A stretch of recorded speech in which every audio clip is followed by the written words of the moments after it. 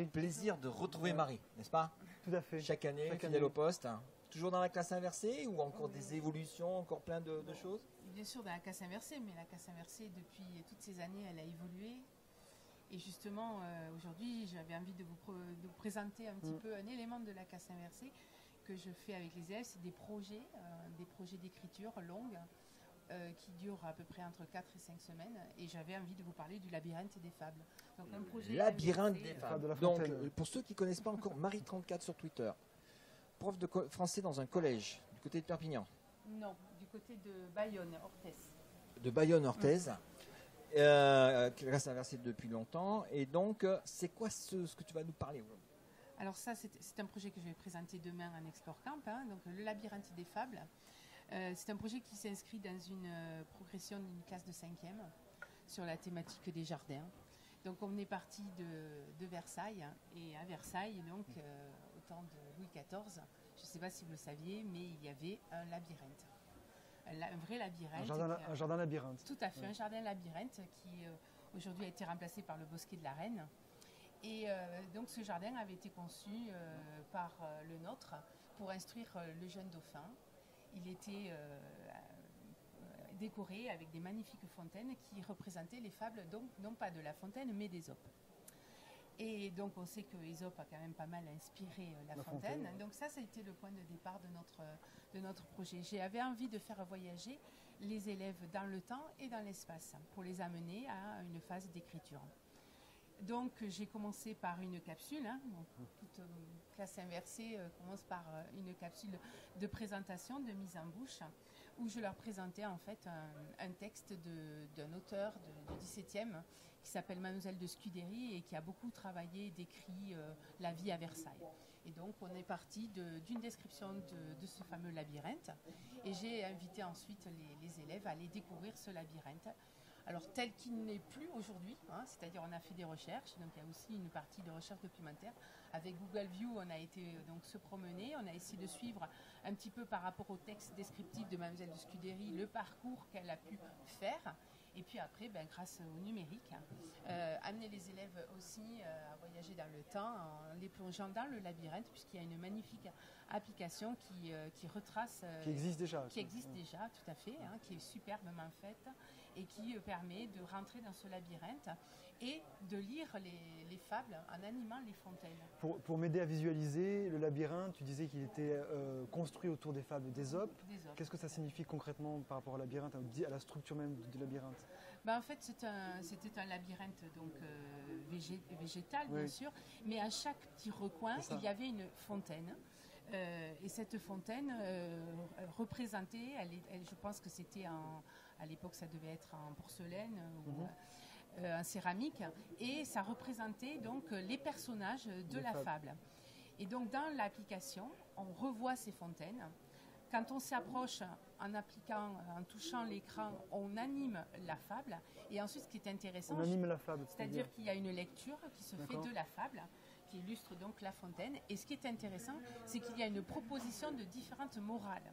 Donc pour les enfants, ça permet de voir le lien qu'on établit dans une fable entre la partie narrative et la partie moralisante. Et donc le choix devait se faire, donc les élèves se promènent ainsi dans ce labyrinthe, et ensuite, par une astuce de réalité augmentée que tu connais bien, François, on a amené un jour la statuette de La Fontaine, et les élèves ont été invités à aller scanner La Fontaine, qui a passé une commande, parce que le but était quand même de les faire écrire. Et donc les élèves ont reçu une commande de La Fontaine qui leur a demandé d'aller se rendre dans le labyrinthe, observer une fable et en proposer une réécriture, parce qu'il n'était pas complètement satisfait de ce qu'avait fait Ésope. Voilà. Et donc les élèves sont allés à nouveau dans le labyrinthe, et puis ensuite par un travail d'écriture collaborative, donc on revient à la classe inversée, les élèves ont produit donc des fables. J'ai une question sur la temporalité de ton projet. Tu dis que tu as fait cette année un projet plutôt long. C'était moins le cas avant. Oui. Est-ce qu'il y a une durée au-delà de laquelle à respecter ou quelle est ton expérience par rapport à ça, par rapport à la durée d'un projet? Alors, en principe, quand j'amène les élèves à faire des écritures longues, là, l'écriture était l'aboutissement. Hein, il y avait donc tout un cheminement. Mais en règle générale, je ne dépasse pas 5 semaines.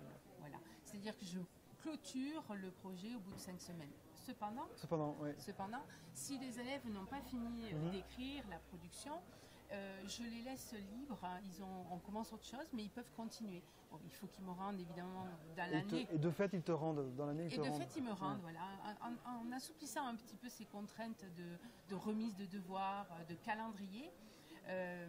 En passant maintenant par une évaluation par compétences, donc on n'a pas forcément envie de valider toutes les compétences tout de suite, eh bien ça crée une certaine souplesse, ça libère aussi les élèves d'un certain stress scolaire et du coup, moi je suis assez satisfaite. La remise du travail, j'allais dire de l'œuvre, du travail tient aussi à au travail collaboratif, au fait que ça a du sens pour eux, oui, à l'engagement dans tout le projet. Tout à fait, et puis aussi le fait que de temps en temps, comme les œuvres arrivent au fur et à mesure au compte-gouttes et que je les publie sur un blog privé que l'on a avec les classes que j'appelle le cahier des chefs-d'œuvre, les élèves voient les productions. Et il arrive bien souvent que les élèves recommencent parce qu'ils trouvent que par rapport à ce qui a été rendu par d'autres, il y a une petite marge de progression. Donc, cela donne-t-il lieu, ce cahier des chefs-d'œuvre, donne-t-il lieu à des publications ouvertes ensuite, ou bien cela reste-t-il dans le cadre de ta vie scolaire? En règle générale, ça reste dans un cadre privé, mais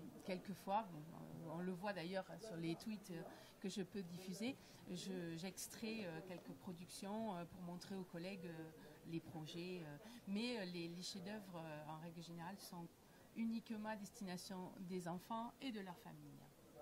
Et ce projet a-t-il une teneur de classe inversée propre ou est-ce qu'il aurait pu être fait dans un autre contexte? Oui, bien sûr, il a une teneur de classe inversée dans la mesure où, par les différentes capsules qui ont jalonné ce projet, donc j'en ai cité une au début, et bien à chaque fois, l'idée de la capsule, c'est de les préparer à ce qui va se jouer en classe.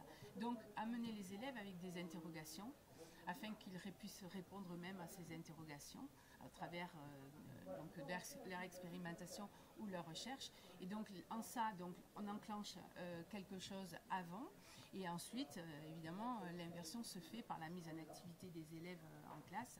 Et donc à chaque étape, évidemment, les élèves ont été actifs. J'ai jamais fait une lecture analytique du texte de Madame de Scudéry, par exemple. Donc on a été tout le temps dans l'interaction, la collaboration et donc la mise en activité des enfants. Voilà pourquoi je parle de projet collaboratif inversé.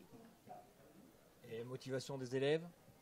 Ben écoute, ils ne sont pas là pour témoigner, mais bon, ça serait prétentieux de ma part de dire qu'on obtient 100% de satisfaction. Il y a des thématiques qui les intéressent plus que d'autres, mais en règle générale, face à moi, j'ai des ados pleins de vie et qui en tout cas montrent qu'ils ont envie de s'investir. Est-ce que l'implication, l'utilisation d'outils numériques est-elle perçue par les élèves comme étant quasiment naturelle ou comme étant quelque chose d'atypique, de curieux dans ta classe? Je dirais qu'au départ, quand c'est des nouveaux élèves qui n'ont pas l'habitude, ils sont effectivement charmés par l'outil, mais très vite c'est assez dépassé.